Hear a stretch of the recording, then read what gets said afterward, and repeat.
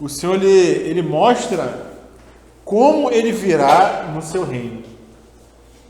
Então ali ele se transfigura na frente de Pedro, Tiago e João, e eles ali têm uma visão do reino, né?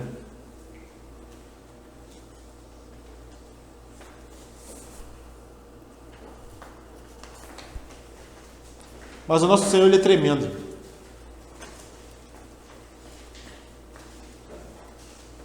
Porque se ele mostra, irmãos, o reino para os discípulos,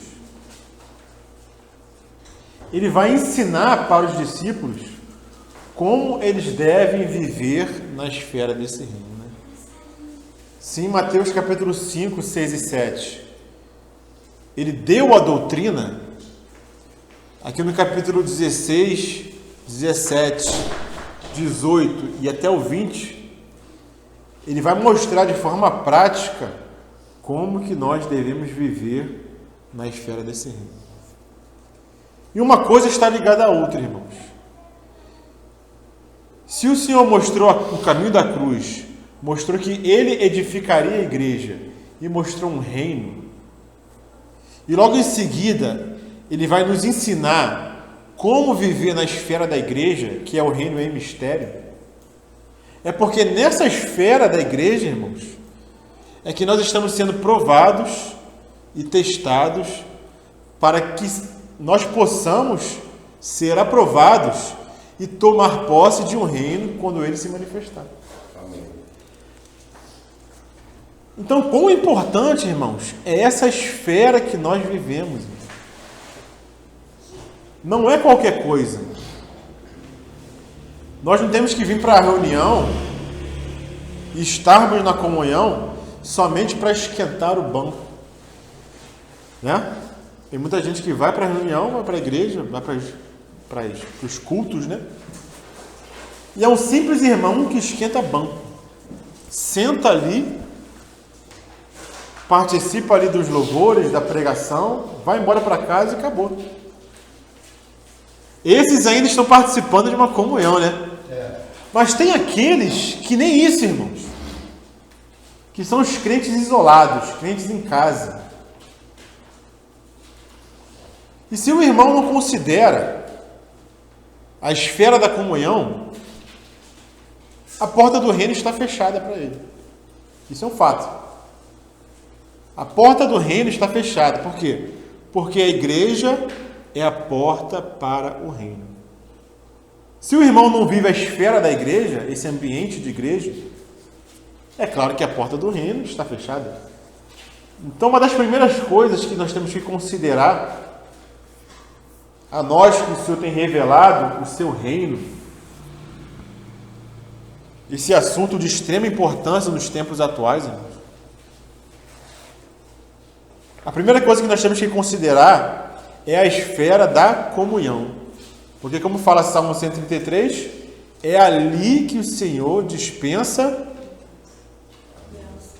vida e bênção para sempre. Não há outro lugar, irmãos, como nós louvamos, né? Há um lugar. E esse lugar é o Senhor. E o Senhor se dispensa no corpo, que é a sua igreja, que ele falou que ele edificaria, e as portas do inferno não prevaleceriam contra ela. Isso está lá no capítulo 16 de Mateus, né? Como nós vimos. Só que no capítulo 18 de Mateus, no versículo 15, como que o Senhor fala, irmãos? Capítulo 18, versículo 15. Se teu irmão pecar contra ti, vai arguí-lo entre ti e ele só. Se ele te ouvir, ganhaste a teu irmão. Se, porém, não te ouvir, toma ainda contigo uma ou duas pessoas, para que pelo depoimento de 2 ou 3 testemunhas, toda palavra se estabeleça. E se ele não os atender, dize-o à igreja. E se recusar ouvir a igreja, considera-o como gentio e publicano. Então o Senhor falou que edificaria a sua igreja no capítulo 16. E aqui ele fala de um relacionamento na esfera da igreja também. A igreja do capítulo 16 e do capítulo 18 são a mesma igreja? O Senhor está falando de uma mesma igreja? Mesmo. Amém, é a mesma igreja, claro. É a igreja que o Senhor edificaria. Mas qual é a diferença da igreja do capítulo 16 para a igreja do capítulo 18? Existe uma diferença. Quem acertar vai ganhar um bom.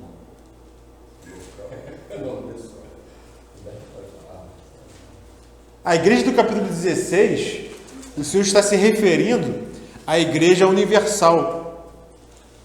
A igreja de todos os tempos e de todos os lugares, a qual o Senhor edificaria. Enquanto que aqui no capítulo 18, ele está falando de uma esfera local. Porque como que a gente vai levar um problema que eu tenho com um irmão para a igreja universal? Não tem como, né? A igreja universal engloba todos os santos da terra, os vivos, os mortos e os que ainda não se converteram. Então não tem como levar um problema para a igreja universal, né? E por que a igreja do capítulo 16 é universal e por que a igreja do capítulo 18 é a local? Por que a 16 é universal? Porque ali ele revela o reino. Porque ali ele fala que ele edificaria e as portas do Hades não prevaleceriam contra ela. Mas não prevaleceriam contra ela edificada, né? Como nós falamos. Quando ela estiver edificada. Não é capeta. Então, por isso ele está falando ali da igreja universal. Porque ela só vai ser edificada no final do milênio. Até lá, as portas do Hades ainda prevalecerão contra a igreja. Só não vai prevalecer quando ela estiver edificada. Ou ninguém aqui passa pela morte, né?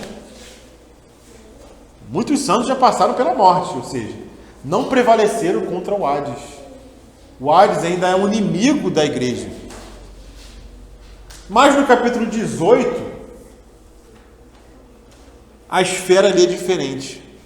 Então o Senhor parte de uma revelação da Igreja Universal, vem revelando aos discípulos um caminho de cruz, revela um reino, e agora ele vai entrar nos pormenores da vida da igreja local. Por quê?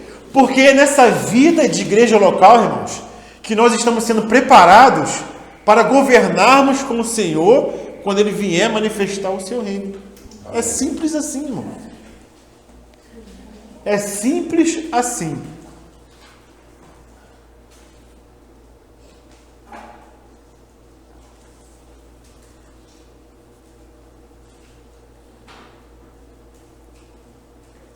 Quando nós enxergamos, irmãos, realidades espirituais e trazemos essa realidade por meio da fé como substância para as nossas vidas, a nossa vida muda totalmente. A partir da mudança do nosso pensamento, né? Aquela metanoia, aquela transformação que nós temos que ter na nossa mente para experimentar as coisas do Senhor. Nós só podemos ter essa transformação de mente quando nós nos debruçamos na palavra, dependendo do Espírito Santo, né? Se nós gastamos o nosso tempo diário, nosso tempo cotidiano, com qualquer outra coisa, irmãos, o nosso coração vai estar em qualquer outra coisa, porque onde estiver o seu tesouro, aí também estará o vosso coração, né? Então a nossa transformação, ela depende de onde nós colocamos o nosso tesouro. Qual que é o maior valor que nós temos, irmãos, que o Senhor nos deu? Assim, na nossa vida natural, né? Aquele algo de maior valor que nós temos, irmãos. Alguém consegue me ajudar aí? O que nós temos que o Senhor nos deu que é algo de muito valor? Eu creio que é de maior valor, né? Não estou falando da vida dele que habita em nós. Estou falando das coisas naturais, das coisas cotidianas, do nosso dia a dia. família. Alguém mais se habilita? Algo que se nós perdermos, nós não temos como recuperar. Natural? A vida. Natural. É a nossa vida. É o nosso tempo, irmãos. Nosso tempo. É porque é assim. O nosso tempo. O tempo que nós desperdiçamos fora do Senhor, nós não resgatamos mais. Acabou, passou. Já era. Né? Então o Senhor nos dá um determinado tempo aqui nessa terra. Onde nós estamos colocando esse tempo, irmãos? Essa é a questão. O que nós temos feito com o tempo que o Senhor tem nos dado? Né? Existe o tempo da comunhão, nossa individual e nossa na igreja. Existe o tempo de leitura da palavra, existe o tempo de oração. O que nós temos feito com esse tempo? O que nós temos feito com o nosso pensamento, com as nossas cogitações? Nós perdemos o nosso tempo pensando em quê? Então a gente vê que o tempo e o pensamento estão ligados, né? Nós gastamos o nosso tempo pensando em quê? Nas 24 horas do dia que nós temos. Onde estiver o nosso tesouro, aí vai estar o nosso coração. Né? Se o Senhor nos entregou um reino, Lucimar, e o Senhor tem revelado esse reino a nós, eu tenho algo para dizer para os irmãos nessa noite. Né? Esse reino está perto de se manifestar. Amém. Esse reino está muito próximo de ser manifestado. Nós temos visto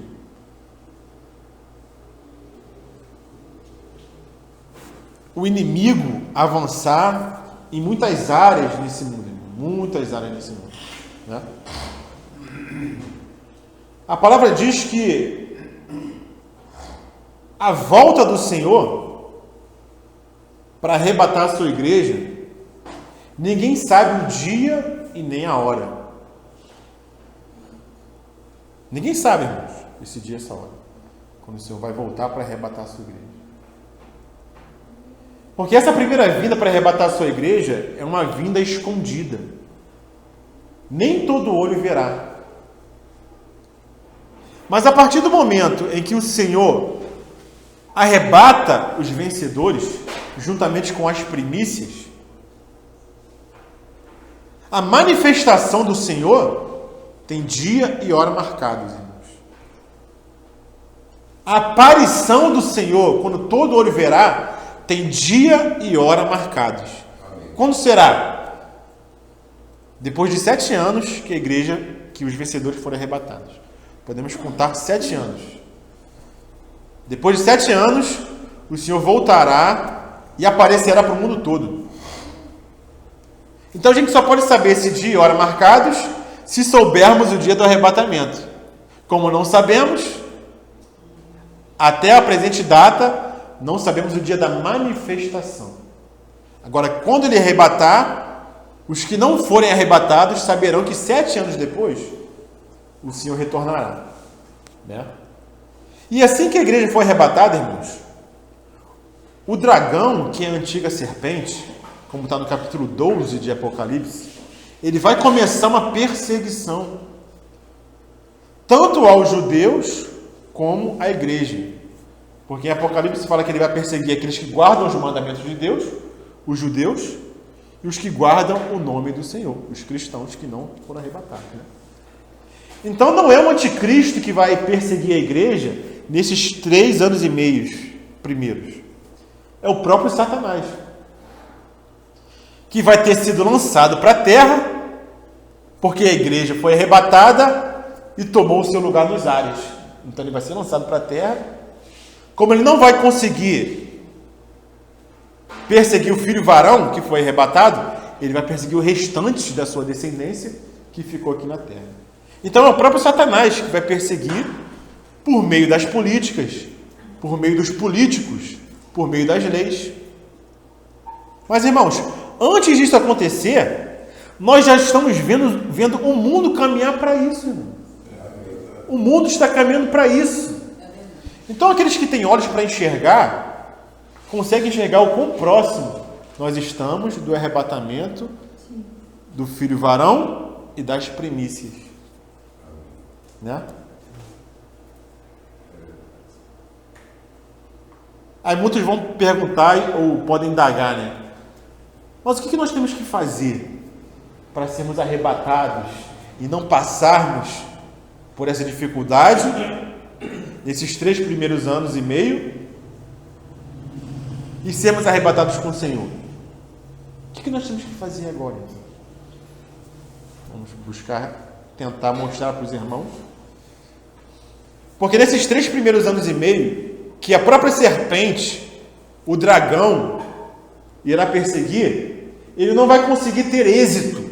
Então ele vai precisar de um homem para poder levar a cabo esse plano dele. Quem é esse homem? É o próprio anticristo, que vai ser possuído por Satanás. Na verdade, o poder de Satanás vai ser entregue a ele. Irmãos, esse é um assunto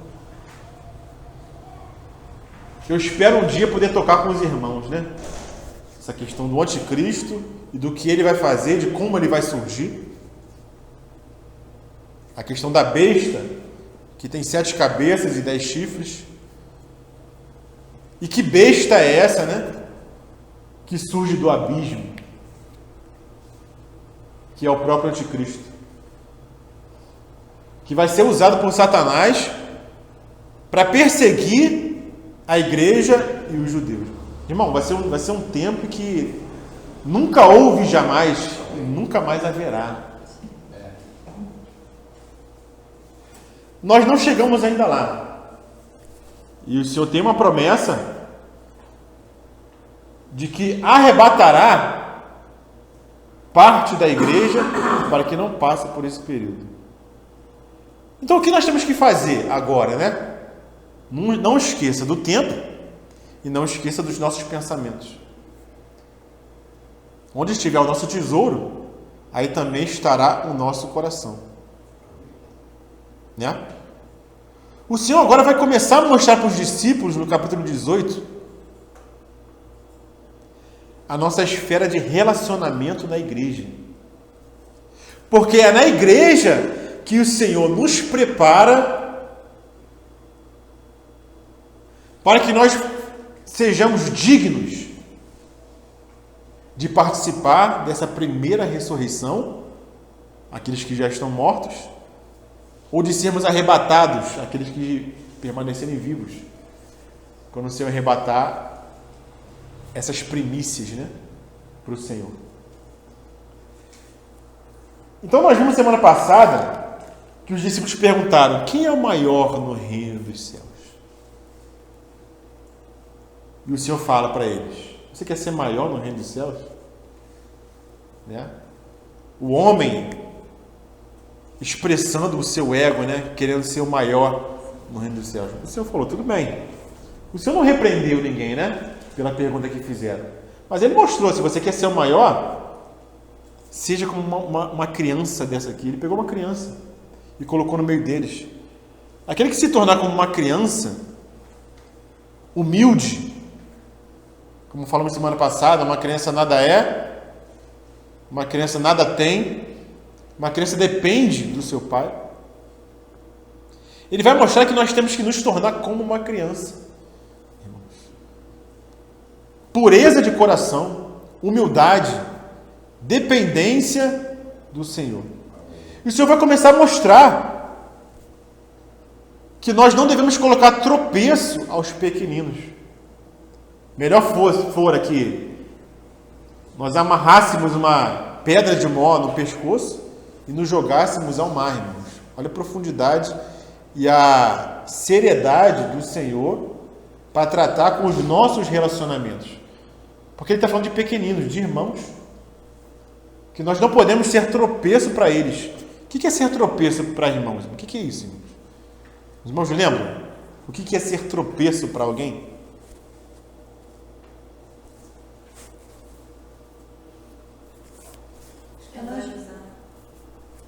Tropeço é escandalizar, né? Mas o que é escandalizar? Enfraquecer a fé? Aí. É bom sempre os irmãos estarem anotando para não esquecerem, né? Um tropeço é quando nós dificultamos a caminhada espiritual do nosso irmão. Por alguma atitude que nós temos, por algum pecado que nós cometemos. Quando nós enfraquecemos, irmãos, por alguma intriga que nós criamos,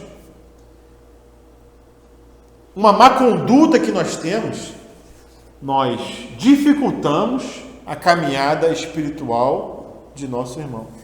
E eu trouxe até um exemplo, um fato que, até quando os irmãos que fazem parte de uma assembleia, eles deixam de reunir, como fala Hebreus, né? Não comparecem às reuniões, somente o fato, não estou falando deixar de comparecer porque teve algum problema, faltou, não. Estou falando daqueles irmãos que cotidianamente, rotineiramente, deixam de comparecer às reuniões e não têm as reuniões como uma prioridade. Esse tipo de conduta enfraquece, irmãos, a caminhada espiritual dos irmãos que querem estar reunidos. Ou não enfraquece? Né? Quando a gente chega numa reunião aqui e tem 3, 4 irmãos, irmão, a gente fica assim, poxa, cadê os irmãos? Enfraquece, irmãos. É um tropeço.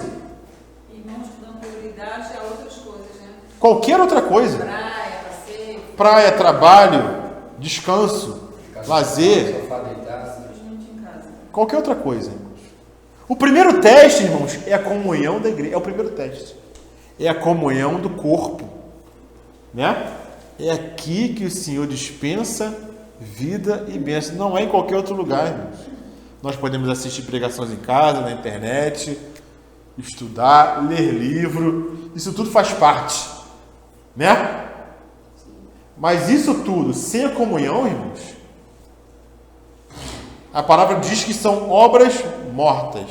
Porque são obras que são fruto de uma alma que não é transformada. Uma obra que é fruto de uma alma que não é transformada, irmãos, é obra morta. Quando nós comparecermos diante do tribunal de Cristo, vai ser madeira, palha e feno. Porque foi uma obra, uma busca do Senhor, até uma boa obra que nós façamos, que não foi feito com a ajuda do Senhor, mas, Senhor, com a mente do Senhor. Não fizemos isso em teu nome, não fizemos aquilo em teu nome. Não profetizamos, não expulsamos demônio. Não são coisas boas? Não são boas obras? Mas são obras apartadas do cabeça. Então, obras apartadas do cabeça são obras mortas. Então, é na esfera da igreja, na esfera dos nossos relacionamentos, irmãos, que nós estamos sendo edificados. Que nós estamos sendo transformados. E isso nas pequenas coisas, nos detalhes, no tratar com o irmão, né? No falar na reunião.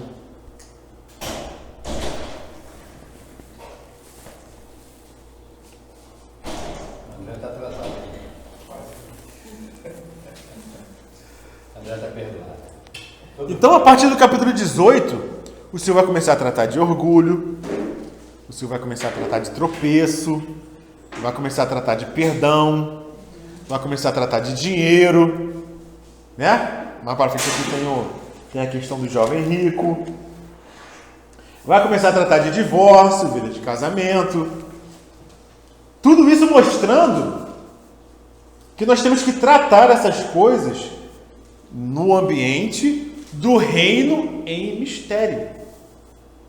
Que é esse local, irmão, que muitos desprezam, né? Muitos desprezam. Muitos priorizam outras coisas, né? E são as mesmas coisas que o Senhor tratou no Sermão do Monte. Você não tratou no Sermão do Monte? De divórcio, não tratou de dinheiro, de orgulho, de humildade, de tropeço. Ele falou tudo lá. Agora ele vai trazer para a prática. E nós vimos semana passada até o versículo, até a parábola da ovelha perdida, né? A gente terminou aqui no versículo 14 do capítulo 18 de Mateus. Essa parábola aqui de Mateus, da ovelha perdida, é diferente da ovelha perdida de Lucas, né? Lucas está falando da pregação do Evangelho, mas aqui não, porque aqui o Senhor está falando de irmãos. Então, qual deve ser o nosso coração? Um coração que é humilde. Deve ser um coração que ele busca a ovelha extraviada, busca a perdida, traz para perto, traz para junto. Nosso coração nunca deve ser de afastar o irmão. Ah, esse irmão não quer, então... Entendeu? Não, deve ser diferente, de buscar a extraviada. Assim como é o coração do Senhor. Ele deixa os 99 e vai buscar aquela que está perdida, né? Então assim deve ser o nosso coração. Então o Senhor vem falando de resgate, vem falando de amor. E agora, a partir do versículo 15, é uma questão difícil no nosso meio, né? Como que o Senhor vai falar aqui? Qual o exemplo que o Senhor vai trazer a partir do versículo 15 de Mateus, né? Não sei se os irmãos leram em casa, né? Eu compartilhei no grupo. Então o Senhor fala aqui de um irmão. Se o irmão pecar contra ti, ou seja, o pecado já aconteceu. A ofensa já aconteceu, né? Se o irmão pecar contra ti, vai arguí-lo entre ti e ele só. 18, 15.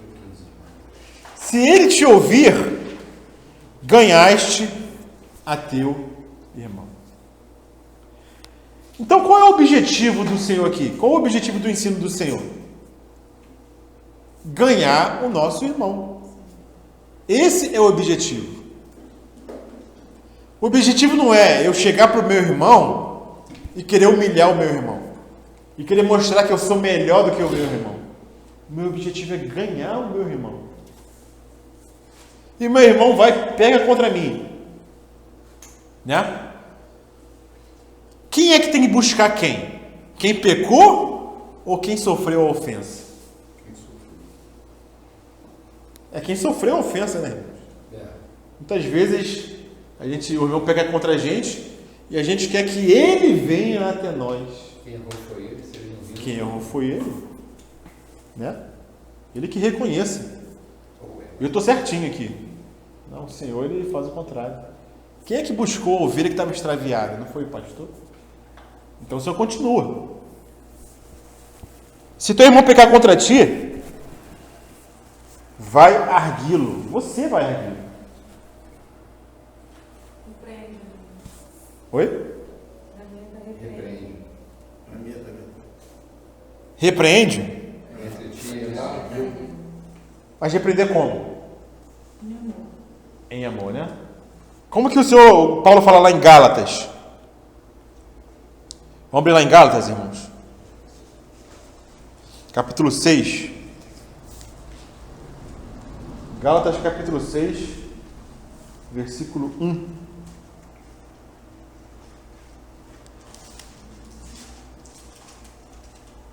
Pode ler? Deixa eu abrir aqui. Acho que eu abri errado. Gálatas 6. Capítulo 6, 1. Pode ler. Irmãos, se algum homem chegar a ser surpreendido em alguma ofensa, vós que sois espirituais, encaminhai o tal com o espírito de mansidão, olhando por ti mesmo, para que não sejais também tentado. Amém, irmãos? Amém. Vamos guardar esse versículo? Olha só o que ele fala. Irmãos, se alguém for surpreendido em alguma falta, vós que sois espirituais, corrigiu com espírito de brandura, querendo buscar, com o objetivo de buscar o irmão, de resgatar o irmão. E guarda-te, para que não sejas também tentado. Olha só. E guarda-te, para que não sejas também tentado. Não cometeu o mesmo erro. Não cometer o mesmo erro. Vamos avançar um pouquinho. Versículo 15 de Mateus 18 O Senhor nos ensina que nós temos que tratar o pecado. Igreja não é lugar de esconder pecado, irmãos. De esconder ofensa. Ah, não, meu irmão pecou, deixa para lá. Deixa quieto. Eu não quero... O pessoal fala, não quero me indispor, né? Eu não quero me dispor. Irmãos, igreja não é Rotary Club. Igreja não é maçonaria. Igreja não é clube social. Igreja é um lugar de se tratar pecados. Então, se eu falo, vai entre ti e ele só. Tem que tratar, irmãos. Não é para passar pano quente.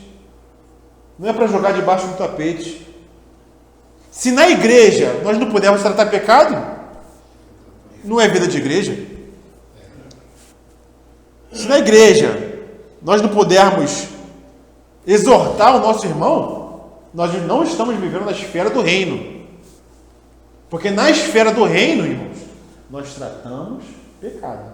Nós não jogamos para debaixo do tapete. Mas como que nós tratamos pecado? Aí o Senhor vai nos ensinar.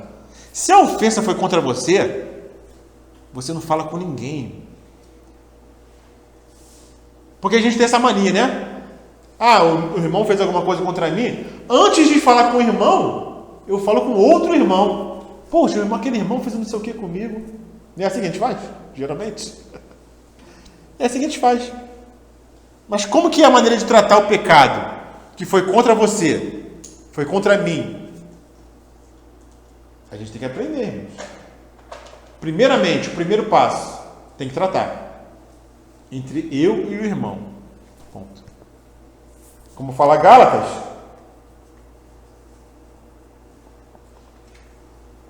e guarda-te para que não sejas também tentado. O que quer dizer isso aqui? Guarda-te para que não sejas também tentado. Se eu não sigo esse ensinamento do Senhor e exponho a vida do irmão, Satanás, irmãos, encontrou uma brecha na sua vida. Fatalmente, você vai cair no mesmo erro que o irmão cometeu. Isso é quase certo. Irmão. Se não é o mesmo erro, é algo parecido. Então, aquele que está de pé, cuide para que não caia. Como que a gente cuida para que não caiamos, irmãos? É dessa maneira. O irmão pecou contra você, vai você e ele só. Né? Não explana, não expõe a vida do irmão. Nosso coração tem que ser o coração de guardar, de preservar a vida do irmão. Né? Espalhar com aquele irmão ali. Por quê? Porque a gente vai estar danificando a imagem do irmão para o restante dos irmãos. E a gente vai estar saindo como? Como superiores, né? A gente fala de alguém que pecou, quer dizer que nós somos melhores, somos superiores, né? Esse é o sentimento, irmão. Está sujando o coração também do irmão, né? É isso que eu pensei. E está prejudicando o coração do irmão. A gente conta alguma coisa de um outro, a gente está sujando o coração daquela pessoa que a gente está falando. Por isso eu fiz aquilo que eu fiz hoje. Tá? Às vezes a gente desperta um irmão, não consigo nem ter percebido. Exato. Falando do outro irmão. Porque aí o outro que está na dele, no coração ruim, você joga a sujeira do coração do cara que está vendo você. Né? Isso aí é uma coisa que é complicada. Né? Quando a gente consegue enxergar, graças a Deus, a gente... Irmãos, nós estamos na esfera da igreja para tratarmos esses assuntos. É por isso que está aqui, para aprender, irmãos. Ninguém aqui sabe tudo. Né? Então nós estamos aqui para aprender. Quem não está aqui está aprendendo? Não está aprendendo. Né?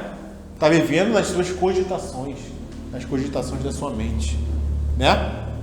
Então, se nós estamos aqui nessa noite, irmãos, e nas reuniões, é porque nós estamos com o coração de aprender. Né? E o Senhor vai achar lugar no nosso coração, vai achar espaço e vai crescer em nós. Se andarmos na luz, como Ele na luz está, temos comunhão uns com os outros. E o sangue de Jesus Cristo, seu Filho, nos purifica de todo pecado. Nós temos que andar na luz. Nós somos luz e nós temos que andar na luz para termos comunhão uns com os outros. Então eu tenho que tratar pecado, mas existe uma maneira de tratar pecado. Foi no seu irmão, conversou com ele, mostrou, o irmão não aceitou, aí tem o segundo passo. Qual é o segundo passo? Chama 2 ou 3 testemunhas. E essas 2 ou 3 testemunhas, irmãos, são pessoas maduras, tá? Não é qualquer um que a gente vai chamar para abrir uma questão, uma ofensa que aconteceu entre eu e o irmão. De preferência, os presbíteros da igreja.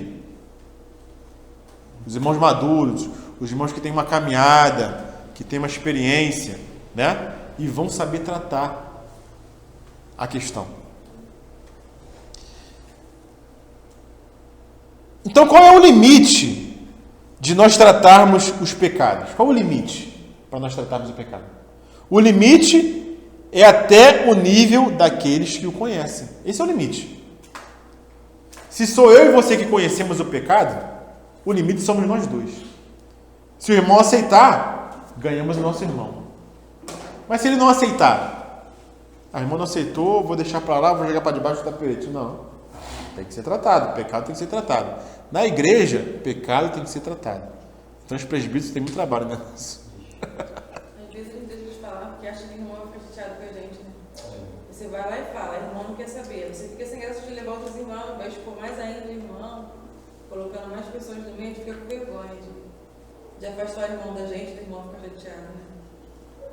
Aí acaba que entra um espírito, que é Satanás, né? Sim. O demônio entra. Eu estava meditando essa palavra em Coríntios, e Paulo ele é bem claro, né? O espírito maligno, os demônios que entravam no meio das congregações, né? Sim. Porque aí não é tratado, aí é brecha para todo lado e aí vem o desânimo, vai paralisando todo mundo, né? Até acabar. Se na igreja a gente não tiver liberdade para tratar pecado, É isso aí. aonde que vai ser tratado, né? Então, irmãos, qual deve ser o coração do ofendido? Por que você vai tratar o pecado com o seu irmão? Porque você foi ofendido? O coração tem que ser esse? Não. Como eu fui ofendido, tem que tratar. Os irmãos acham que tem que ser esse o coração? Você vai tratar com o irmão só porque você foi ofendido? Não, o sentimento é qual? Tem que ser qual? um sentimento de brandura para que a gente continue caminhando no reino. De trazer o irmão. De trazer. Não é porque eu fui ofendido que eu quero tratar pecado, irmão. O objetivo não é esse. Eu quero tratar o pecado para que o irmão enxergue e cresça no Senhor. Pô. O objetivo não sou eu, porque eu fui ofendido e vou tratar pecado. O objetivo é o irmão, trazer ele para o Senhor. O coração é esse. Ganhaste o teu irmão. Ganhaste o teu irmão. Não é porque eu fui ofendido, estou triste, estou magoado, vou tratar o pecado, porque o irmão é pior do que eu. Não é assim. Está vendo como deve ser o coração? Qual é a lei que rege os nossos relacionamentos? Isso é continuação da palavra da ovelha. É continuação, é um discurso só. É um discurso só. Qual é a lei que deve reger os nossos relacionamentos na igreja? É a lei do amor. A lei do amor que deve reger. Não é porque eu fui ofendido que eu tenho que ir meu irmão. É porque eu estou vendo que meu irmão está caminhando por um caminho que não glorifica o Senhor, que não exalta o Senhor, e eu enxerguei aquilo, e a ofensa foi contra mim, então eu tenho capacidade de tratar com o irmão. E meu irmão, não é assim. E por que eu tenho que ir até meu irmão? Porque às vezes ele pega contra mim e não enxerga. Ele nem vê. Ele nem sabe que pegou contra você. Às vezes ele nem sabe, irmão. Não se apercebeu. Então você tem que ir até ele, né? Ele não te escutou, não aceitou, não concordou. Leva 2 ou 3 testemunhas. Então essas 2 ou 3 testemunhas vão ali servir de um peso ali, de testemunho, para ver se aquele irmão é convencido, né? E se não for convencido? Se o irmão não for convencido, ainda tem o terceiro passo, irmãos. Olha só, o coração. Não para por aí. Leva-o também à igreja. Mas é para espalhar para todo mundo? A igreja que ele fala, irmãos, são irmãos maduros também. Né? Você fala para todo mundo. Leva mais algumas pessoas. De preferência os mais antigos, né? Que tem mais experiência. Sempre com esse princípio. Então ele fala o que aqui? Versículo 17. E se ele não nos atender, diz-o à igreja. E se recusar a ouvir também a igreja, considera-o como gentil e publicano. Se uma pessoa, irmãos, não te escuta, não escuta os presbíteros e não escuta a igreja, é porque essa pessoa, irmãos, tem que ouvir o evangelho de novo. É gentil e publicano. E quando ele fala tratar como gentil e publicano, não é para você desprezar a pessoa. Principalmente se for por amor. Se, né, a primeira vez, a segunda, você está indo no amor com a pessoa. Poxa, se ela não entender, realmente... Você tem que pregar o evangelho para ela de novo. Tem que pregar o evangelho. O que a gente faz com o gentil e com o publicano, irmãos? O que a igreja tem que fazer com o gentil e publicano? O que a igreja tem que fazer? Com o gentil e publicano? Pregar. Pregar o evangelho. Trata como gentil e publicano. Tem que pregar o evangelho de novo. Não é que vai dar um chute, vai desprezar, sai excluído, vai embora, não quero saber de você. Não. Vai ser tratado como gentil e publicano. Ou seja, a comunhão dele com a igreja vai ser cortada. Né? Pode falar. Quando Paulo exorta lá Timóteo e fala daqueles espíritos malignos, aqueles homens disfarçados que iam entrar no meio da congregação para destruir. E Timóteo é exortado, né, a repreender, exortar, né, porque esses demônios iam vir mesmo, porque às vezes a pessoa não quer e já vem de uma carreira, é como se fosse uma carreira, né? Sim. Passem com essa visão que Deus nos dá. Vai passando pelos lugares e é só luta, e aonde está a luta? Ou seja, não quer. E como é que faz? Aí ele diz: conheço nem como.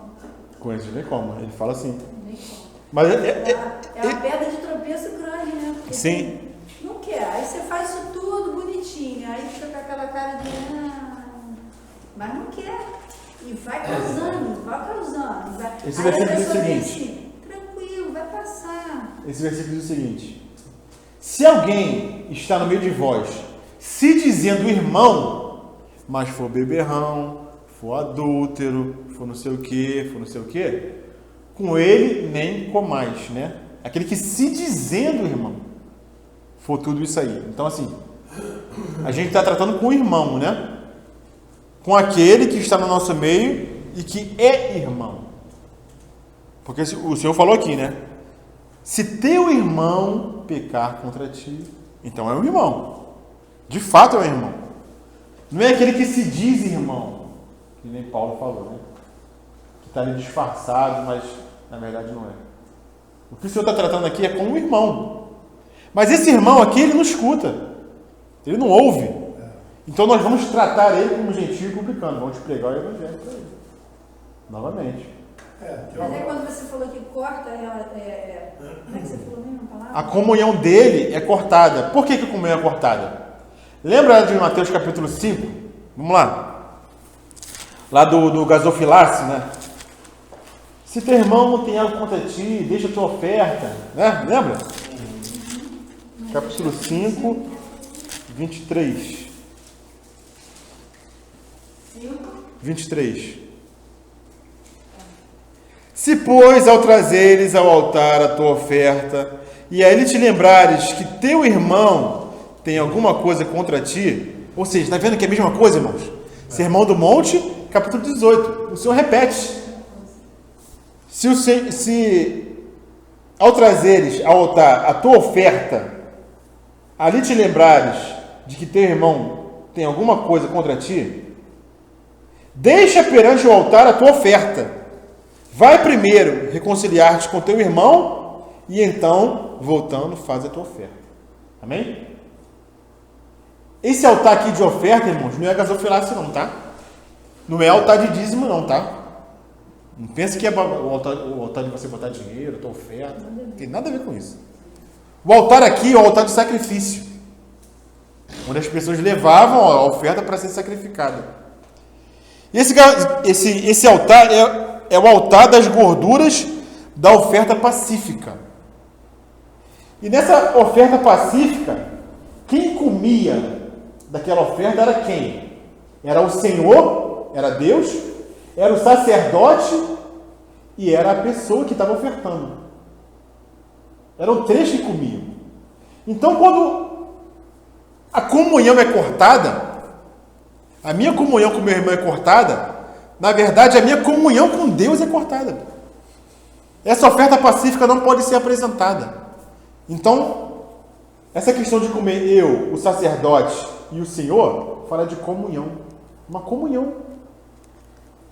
Então, se um irmão tem alguma coisa contra mim, eu tenho que tratar. Porque senão a relação desse irmão vai estar cortada com o Senhor. Porque lá no capítulo 18 de Mateus fala o quê?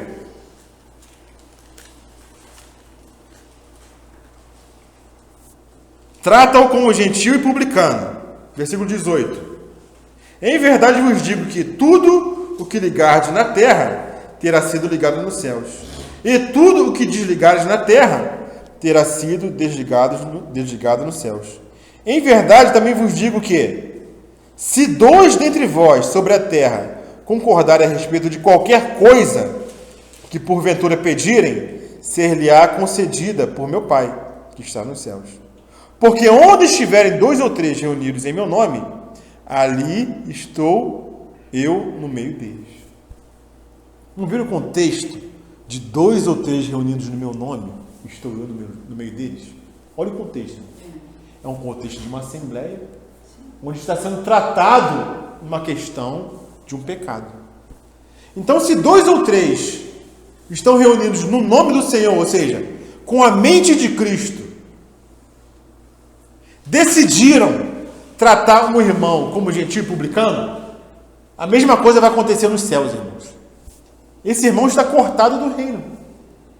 Porque aqui na terra, a igreja, com a mente de Cristo, concordou em algo. Em quê? Em desligar algo. E se for desligado aqui, vai ser desligado lá. Quando o reino for manifesto, aquele irmão está de fora, está cortado, está desligado. Porque a igreja, com a mente de Cristo, não é qualquer decisão não, tá, irmãos? São 2 ou 3 reunidos no nome do Senhor, ou seja, com a mente de Cristo. Essa pessoa, né, que está sendo desligada, você falou para pregar a palavra para ele, não é isso? Mas se ele está desligado ali, vai levar um gelo, ele vai sair da igreja. Como você vai pregar para ele a palavra? Está entendendo? É isso que eu estou meio confuso. Para falar para o senhor de novo. Não tinha aquele jovem que adulterava com a madrasta? O que Paulo fez com ele?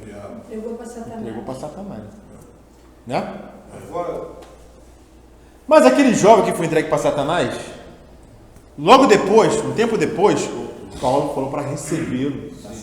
Né? Recebe por quê? Porque ele se arrependeu. Às vezes um tratamento duro do Senhor, irmãos, faz a pessoa cair em si. Né? Porque o Senhor esgota os passos com a pessoa. Ele não vai de uma vez por todas e corta a pessoa, não.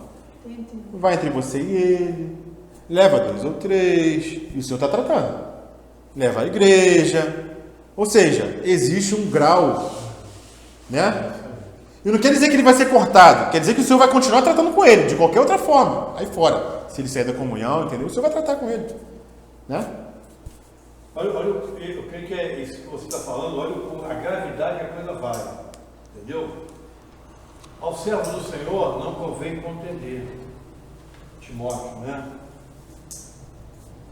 Ao servo do Senhor não convém contender, mas sim manso para com todos, apto para ensinar, sofredor, aí vem, instruindo com mansidão os que resistem, né?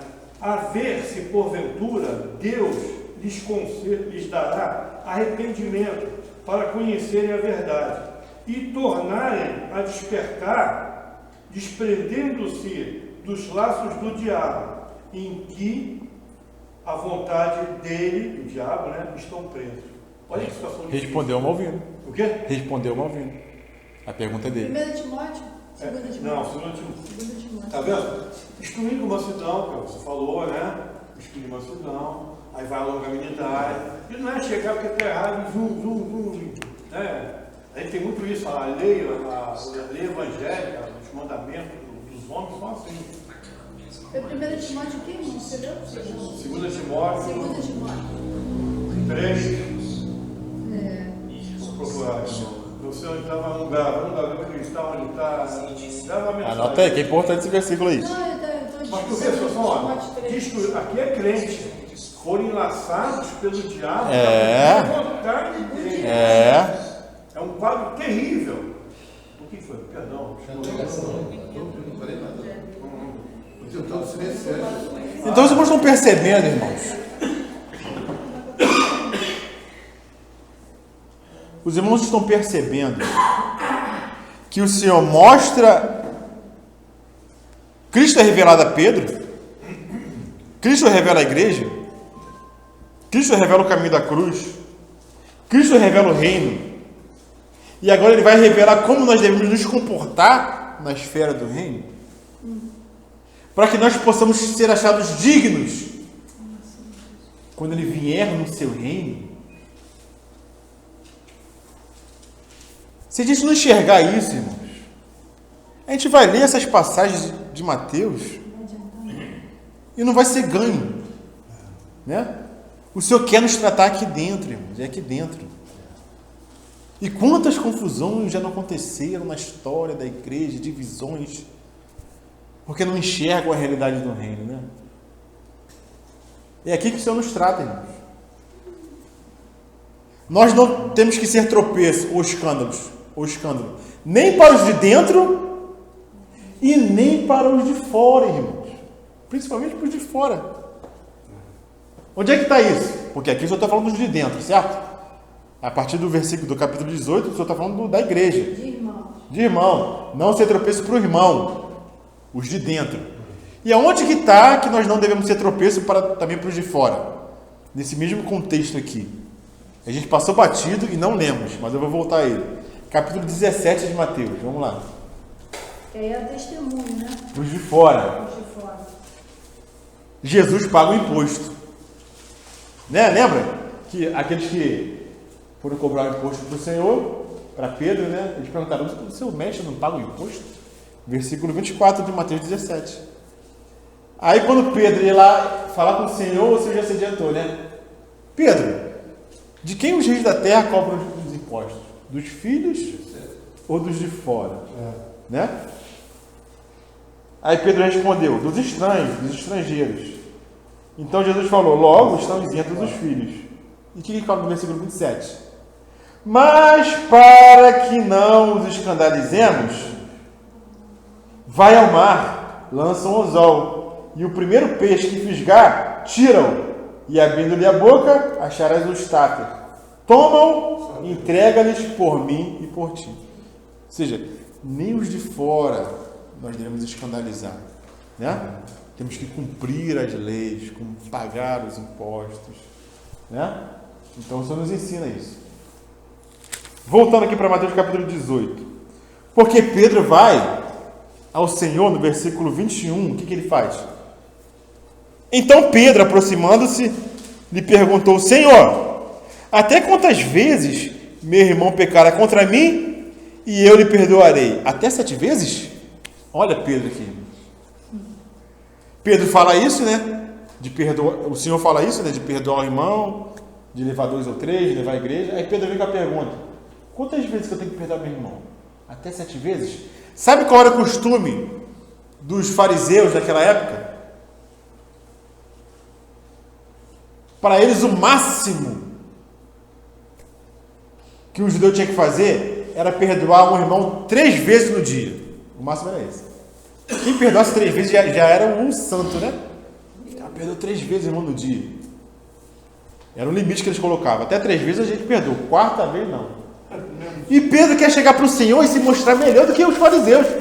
Né? Então, Senhor, quantas vezes tem que perdoar? Até 7? Porque ele sabia que o costume era perdoar 3, né? 6, já está melhor, né? Perdoando 7 vezes. Para o Senhor mostrar que eu estou aprendendo, né? O que o Senhor fala para ele? Não digo 7. Mas Mas 70 vezes 7, irmãos. O que quer dizer 70 vezes 7? Ficado até com paralisia facial. O que quer dizer 70 vezes 7, irmãos? 190 vezes num dia. Isso não quer dizer matemática. Isso não está pedindo para a gente fazer conta aqui de quantas vezes. Isso está querendo dizer que todas as vezes que houver arrependimento, tem que haver perdão. Acabou. Não tem número. É o que ele faz com a gente. Não tem número, irmão. Sabe por quê que o senhor falou isso? 70 vezes 7? Por causa do que ele vai falar em seguida. O que ele vai falar em seguida? Quando o senhor Pedro faz essa pergunta, acha que está abafando, né? Pô, 7 vezes? O Pedro tá, meu irmão, tá bom 7 vezes, né? O senhor fala 70 vezes 7. E o que o senhor vai falar em seguida? Por isso, o reino dos céus é semelhante, irmão. O reino dos céus é semelhante. Lembra das parábolas do capítulo 13? O reino dos céus é semelhante. Então aqui o Senhor vai assemelhar o reino dos céus aqui. Há um rei que resolveu ajustar contas com seus servos. E eu não vou entrar nisso agora, porque já são 15 para as 10. Mas eu queria só dar uma pincelada, né? Olha só como começa, irmãos. Um rei resolveu ajustar contas com seus servos. Mesma coisa que nós falamos aqui no versículo 15. O pecado tem que ser tratado. O Senhor, ele vai ajustar contas com seus servos, irmãos. Com cada um dos seus servos, né? E esse ajuste de contas, irmãos, que se dará, já começa na esfera da igreja. Não é isso que Pedro fala? Se o juízo de Deus já começa na igreja, o que será dos ímpios, daqueles que não recebem o evangelho? Lembra desse versículo? Já começou na casa de Deus, irmãos. Se nós não conseguimos julgar coisas entre nós, como Paulo fala, nós temos que recorrer a juízes ímpios. É porque é uma vergonha, Né? E Paulo fala o quê? Vocês não sabem que vocês vão julgar os anjos e o mundo e não conseguem julgar coisas pequenas entre vós? Tá vendo? Irmão, o juízo já começa pela casa de Deus. Já começa entre nós. É verdade. E por que o caminho é estreito? Porque para conseguir. Por causa do nosso ego. Por isso que é estreito. Por causa do nosso ego. Nosso ego é gigante. Pô, eu estou perdendo 7 vezes, tá bom, né? Não é 70 vezes 7. Mano. Tem que morrer. Então, um rei resolveu ajustar contas com seus servos. E passando a fazê-lo, trouxe-lhe a um que lhe devia 10.000 talentos. Às vezes a gente lê e passa batido, irmãos. Os irmãos têm noção o que são 10.000 talentos? Eu anotei aqui no cantinho, aqui em cima. Aqui, ó. Vamos fazer as contas. 10.000 talentos. Um talento equivale a 35 quilos de ouro. Um talento. Um talento são 35 quilos de ouro. 10.000 talentos são o que, irmão? 350 mil quilos de ouro. Qual era a dívida desse servo? Era pagável? Não. Difícil. Impossível. Eu anotei aqui, ó. O salário de um dia que era um denário, que era o que um salariado ganhava por dia, um denário. Se uma pessoa fosse juntar o seu salário de um dia para pagar essa dívida, sabe quantos anos que ela teria que trabalhar para pagar esses 10.000 talentos?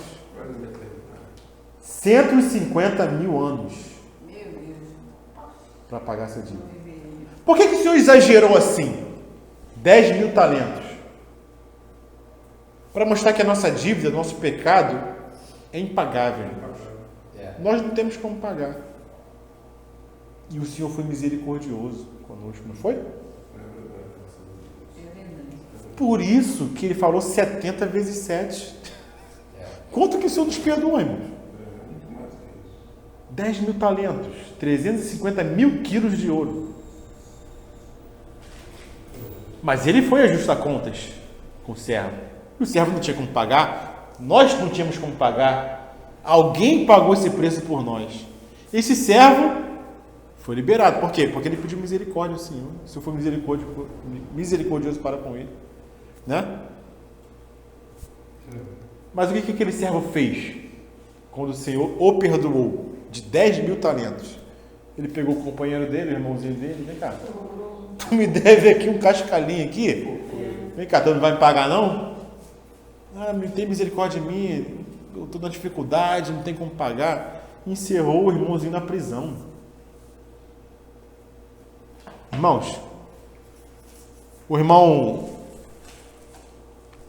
Hernando Dias Lopes, ele fala o seguinte,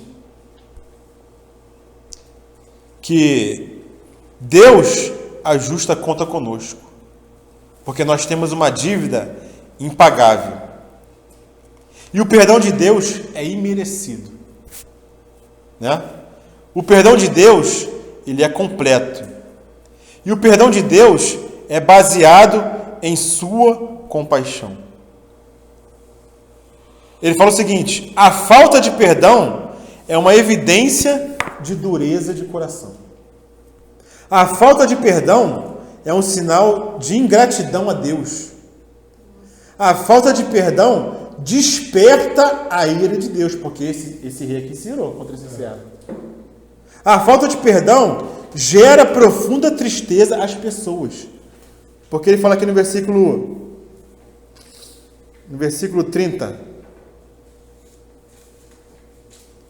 31, ele fala aqui: vendo os seus companheiros o que se havia passado, entristeceram-se muito e foram relatar ao seu senhor tudo o que acontecera. Então, a falta de perdão gera tristeza nas pessoas. A falta de perdão aprisiona tanto o ofensor como o ofendido. E a falta de perdão fecha a porta da misericórdia de Deus. A falta de perdão gera isso tudo, irmão. Porque como que o Senhor ensinou a orar ao Pai Nosso? Perdoa-nos as nossas ofensas, assim como nós perdoamos aqueles que nos têm ofendido.